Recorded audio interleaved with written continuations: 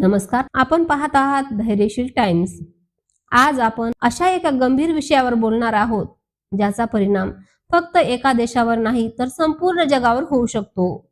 पश्चिम आशियामध्ये पुन्हा एकदा युद्धाचे ढग गडद झाले आहेत। इराणने तब्बल 10 लाख सैनिक आणि कमांडो युद्धासाठी सज्ज केल्याचा दावा केला आहे आणि यामुळे संपूर्ण जगात भीतीचे वातावरण निर्माण झालं आहे। मिळालेल्या माहितीनुसार इराण केवळ पारंपरिक युद्धावर अवलंबून नाही तर त्यांनी मानवी ढाल आणि गनिमी कावा या तंत्राचा वापर करण्याची तयारी दर्शवली आहे। याचा अर्थ असा आहे की हे युद्ध सरळ आणि सोपं नसेल तर अत्यंत धोकादायक आणि दीर्घकालीन असू शकतं। इराणकडे फक्त नियमित सैन्य नाही तर त्याच्याकडे IRGC, Islamic revolutionary guard corps आणि बेसिज सारखी ताकदवार निमलष्करी संघटना देखील आहेत। हीच ती शक्ती आहे ज्यामुळे 10 लाख सैनिकाचा आकडा इतका मोठा दिसतो।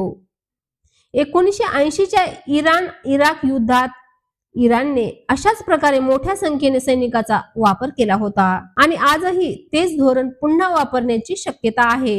दरम्यान अमेरिकेचा संभाव्य भू आक्रमणाची चर्चा जोर धरत आहे। असं सांगितलं जातंय की अमेरिका हजारो अतिरिक्त सैनिक पाठवू शकते, पण इराणने स्पष्ट इशारा दिला आहे की कोणत्याही हल्ल्याला जशाचं तसंच उत्तर दिलं जाईल।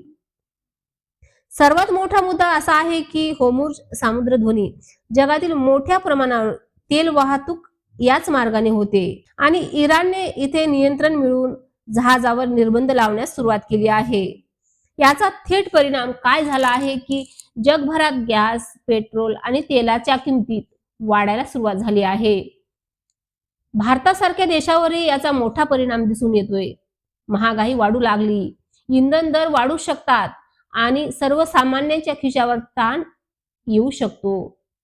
दरम्यान इराणने आणखी एक मोठा इशारा दिला आहे की जर त्याच्या महत्वाच्या ठिकाणावर हल्ला झाला तर तेही जशास तसं उत्तर देणार आहेत। हे हल्ले इस्रायल किंवा आखाती देशावर होण्याची शक्यता दर्शवली आहे।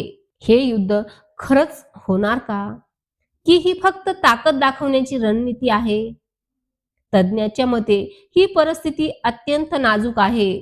एक छोटा चुकीचा निर्णय संपूर्ण जगाला मोठ्या युद्धात ढकलू शकतो आणि म्हणूनच संपूर्ण जगाचं लक्ष सध्या पश्चिम आशियाकडे लागलं आहे।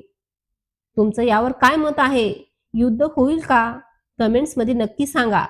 आणि हो, अशाच ताज्या आणि महत्त्वाच्या बातम्यांसाठी धैर्यशील टाइम्सला लाईक आणि शेअर करायला विसरू नका।